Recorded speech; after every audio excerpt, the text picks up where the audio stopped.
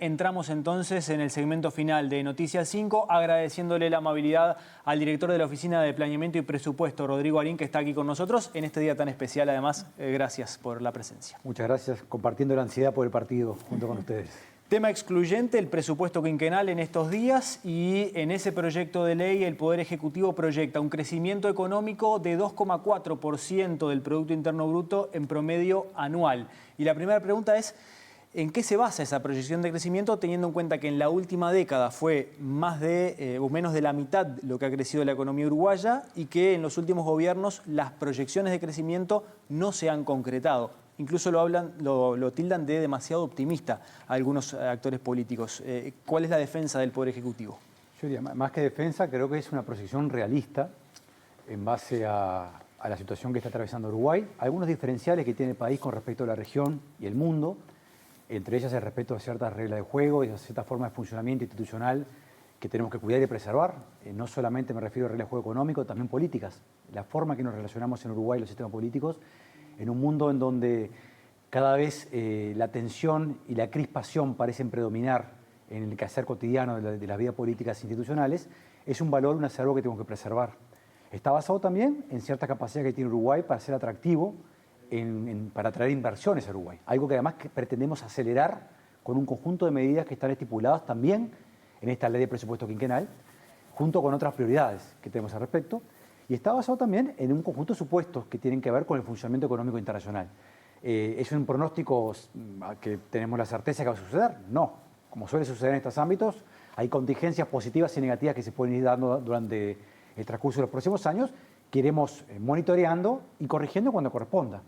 Pero a la misma vez, creemos que el crecimiento de la última década no es el crecimiento normal de Uruguay, no es el crecimiento tendencial del país. Hubo otros elementos que incidieron en tener algoritmos tan bajos de crecimiento, tan raquíticos, que entendemos que estamos en condiciones de ir revirtiendo en los próximos años. ¿Para esa intención de captar inversiones no es una amenaza a algunos de los cambios tributarios que se proponen? No, yo creo que los cambios tributarios, que no son adecuaciones tributarias, en primer lugar, con las grandes inversiones que están radicadas en Uruguay, en todo caso lo que hay es esas grandes empresas que hoy, por ejemplo, no están tributando en Uruguay, van a tener una estructura de tributación, una tributación global que va a seguir siendo igual. Lo único que estamos creando las condiciones para que tributen en Uruguay. Y ahí lo interrumpo. ¿Por qué elegirían tributar en Uruguay y no en otro país como lo hacen ahora? Porque Uruguay está adhiriendo a un conjunto de normas que marca fundamentalmente la OCDE, pero también otros organismos internacionales, que habilita ese proceso, ¿sí? Entonces, en la medida que Uruguay adhiere a este proceso, lo que hacen que impuestos que hoy esas empresas están pagando en el extranjero, creamos condiciones para que la paguen en Uruguay. La imposición global que enfrentan las empresas a escala mundial no cambia. Eso es parte de lo importante, porque no hay ninguna razón para que una empresa se retire producto de esta nueva tributación. Justamente porque lo que estamos haciendo es no aumentando la carga tributaria por las actividades que realiza Uruguay, sino asegurándonos que tributen en el país. Sin embargo, muchas empresas se instalan en Uruguay por algunas exoneraciones fiscales que se le dan de vuelta. ¿No hay una contradicción aquí? Vuelvo a decir, porque en realidad esas exoneraciones fiscales, en realidad hoy están operando para las empresas que van a estar cubiertas por el impuesto mínimo global, está operando de tal manera que el impuesto que esas empresas están pagando fuera del país, ahora lo tendrán que radicar en Uruguay. En términos del costo total impositivo que enfrentan, no hay una variación. Por lo tanto, no hay un cambio en los estímulos que reciben para ubicarse en Uruguay.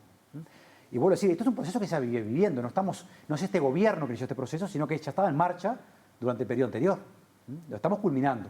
De la misma manera que estamos creando incentivos para que empresas que tienen actividades en Uruguay, que hoy están tributando fuera del país, bueno, parte de esos tributos lo hagan dentro de Uruguay.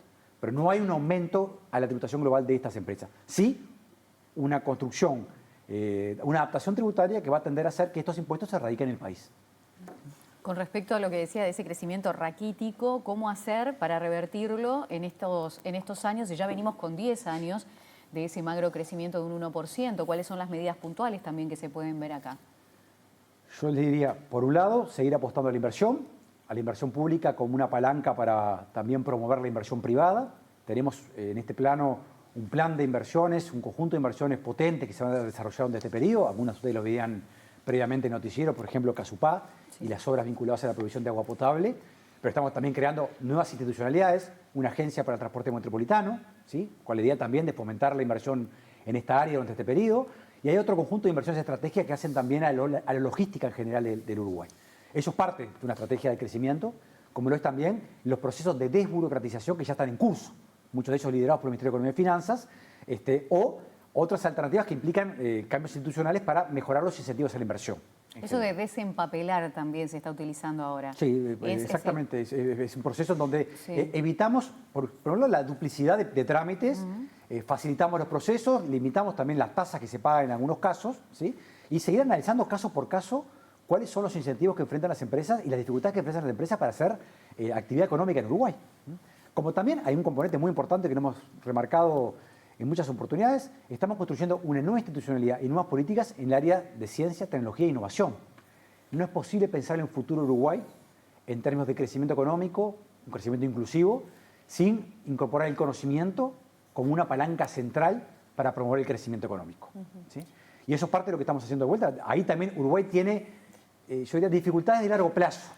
Invertimos relativamente poco, pero además tenemos dificultades para que el conocimiento que se genere se transforme en nuevas actividades productivas o nuevas actividades sociales en general. ¿Y eso no se refleja, por ejemplo, en el magro presupuesto que se prevé para la UDELAR, por ejemplo? Es una de las principales quejas que hay por estas horas. Se le da, creo que el 12% de lo que se había calculado. Usted conoce bien, además, el rubro porque proviene de esa casa. Yo diría, en ciencia, tecnología e innovación hay otros instrumentos de política donde muchos actores, inclusive dentro de UDELAR, van a ser beneficiarios de esos nuevos instrumentos de política. ¿Sí? Segundo comentario, en un presupuesto que está diseñado con principios de responsabilidad, de transparencia, estamos agregando capas de transparencia a la ejecución de dineros públicos, con varias medidas que se incorporan. Y sustentabilidad de las políticas públicas.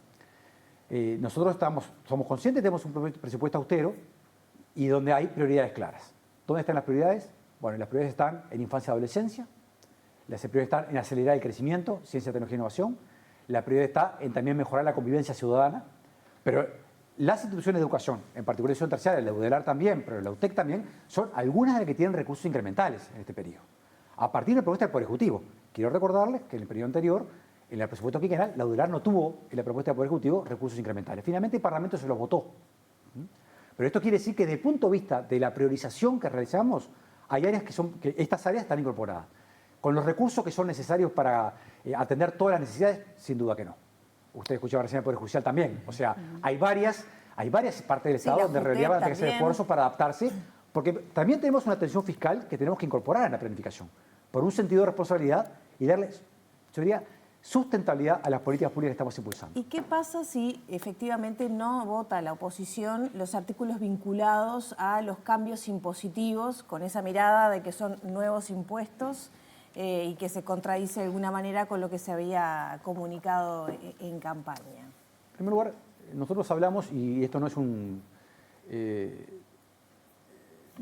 es una huida hacia adelante, de adaptaciones tributarias. ¿Por qué? Porque hablamos recién. Porque en realidad estamos generando plataformas, cambios en el sistema tributario que nos aseguren que parte de lo que hoy las empresas están tributando a nivel mundial lo hagan a nivel local, ¿sí? Y adaptaciones tributarias que tienen que ver con criterio de equidad. ¿Por qué? Porque hoy, por ejemplo, un actor local que invierta en una acción de una empresa local en un momento del tiempo y la compra esa acción a 100 y la vuelve a vender a 150, por la diferencia, por la ganancia, está tributando en Uruguay. Esa misma inversión, ese mismo actor invirtiendo en acciones similares fuera del país, no tributa por esa ganancia de capital. Entonces, paradójicamente, nuestro sistema tributario está discriminando en contra de quien invierte en Uruguay hoy. Entonces, en ese sentido hablamos de adaptaciones tributarias. No huyo tu pregunta. Sin duda, en primer lugar, yo confío en el funcionamiento, lo dije al comienzo, del sistema político uruguayo, ¿sí? Y en la responsabilidad con que el sistema político uruguayo es capaz de construir una plataforma institucional para asegurarnos el cumplimiento de las metas que establece un gobierno que fue electo democráticamente. Además de eso, lo que hay sin duda que cuidar es el perímetro fiscal. El perímetro fiscal quiere decir que hay un conjunto de medidas desde el lado de los gastos y de los ingresos que implican las proyecciones fiscales que estamos haciendo para darle sustentabilidad a las cuentas públicas y a las políticas públicas en general.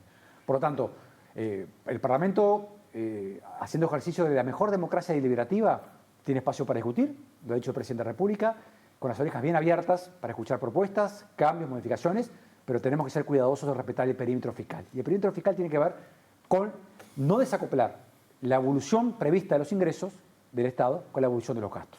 Eso es parte de lo que tenemos que cuidar en este ¿Se comprometen las metas del Poder Ejecutivo si no se aprueba esta base impositiva propuesta? Por supuesto que la proyección política de las políticas públicas que está haciendo el Poder Ejecutivo se sustentan en la proyección de los ingresos, que tiene un componente en estas adecuaciones tributarias y otro componente importante, casi la mitad, en mejora de la eficiencia y la eficacia de la DGI.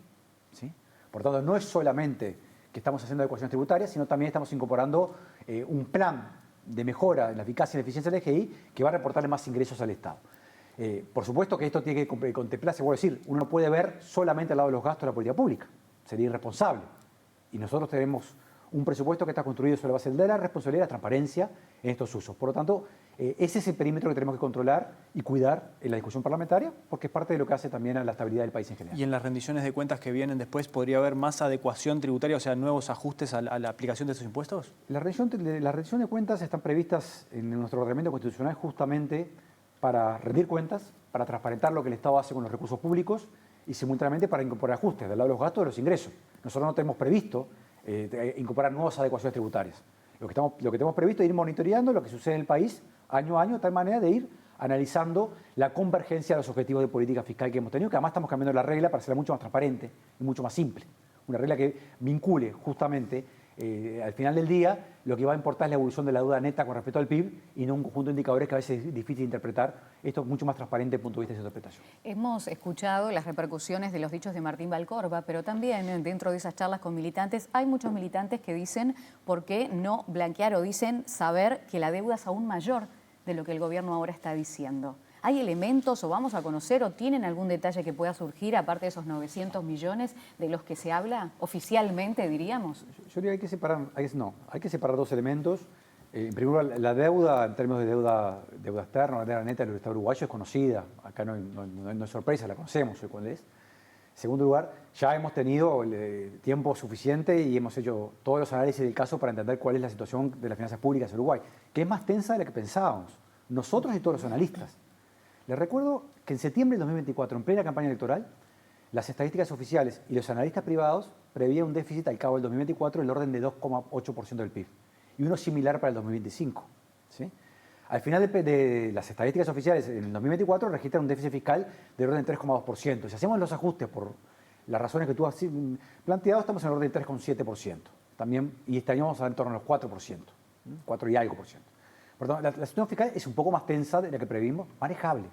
Manejable a partir de qué? De los criterios que estamos estableciendo en esta ley de presupuesto quinquenal, que es un criterio que, vuelvo a decir, la ley está construida para concretar el plan de gobierno.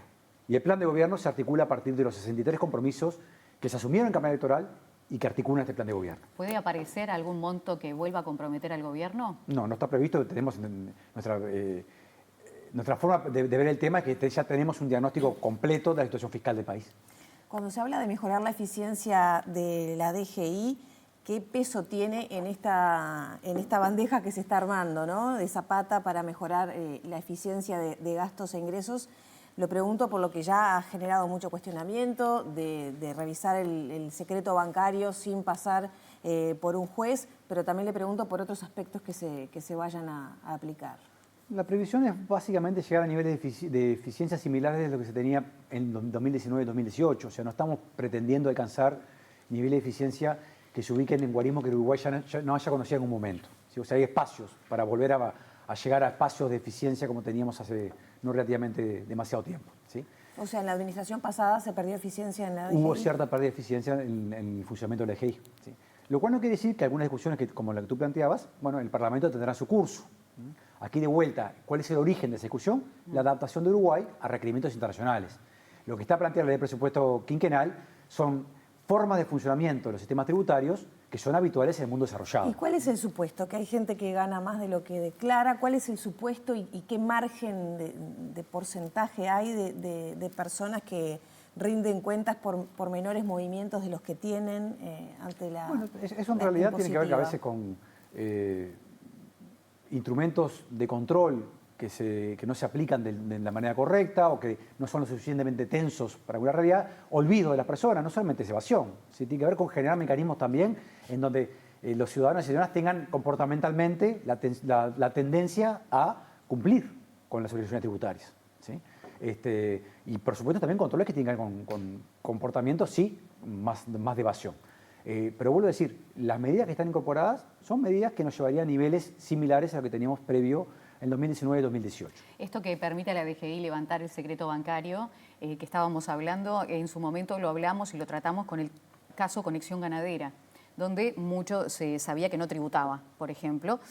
¿Tiene que ver con esto también, con más allá de la evasión, lo que pueda estar vinculado con lavado y con mecanismos de prevención en ese sentido? Yo diría, en el caso de la DGI no tanto viene por el lado de lavado u otro tipo de actividades no lícitas, sino por el tema de evasión y los mecanismos. Pero también que delito precedente, ¿no?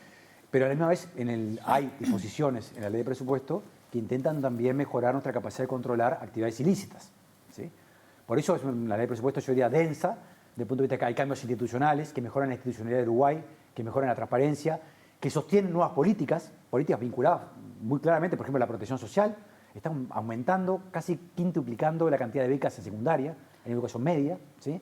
Estamos mejorando nuestra capacidad de las transferencias que hacemos a los hogares más vulnerables que tienen niños y niñas en la primera infancia, entre 0 y 3 años, con la buena crianza. O sea, hay cambios muy importantes que apuntan a cambiar la calidad de vida de las personas, fundamentalmente aquellas más vulnerables de la sociedad uruguaya, y mejorando el nivel de equidad.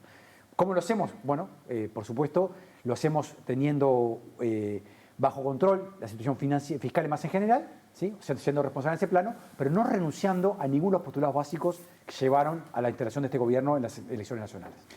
Y sin embargo, a pesar de esa búsqueda de más transparencia y de controles, escuchábamos recién al presidente de la Suprema Corte de Justicia lamentar la asignación presupuestal y en búsqueda, la presidenta de la Junta de Transparencia y Ética Pública dijo que la asignación no es consistente con el lema que gobierne la honestidad, que fue uno de los principios que propuso el gobierno o la campaña electoral del Frente Amplio. Cayó como un balde de agua fría y no es consistente con el cambio de paradigma en el combate a la corrupción, al lavado de dinero y al crimen organizado. Es la crítica de la presidenta de la JUTEP y se suman a las críticas del Poder Judicial.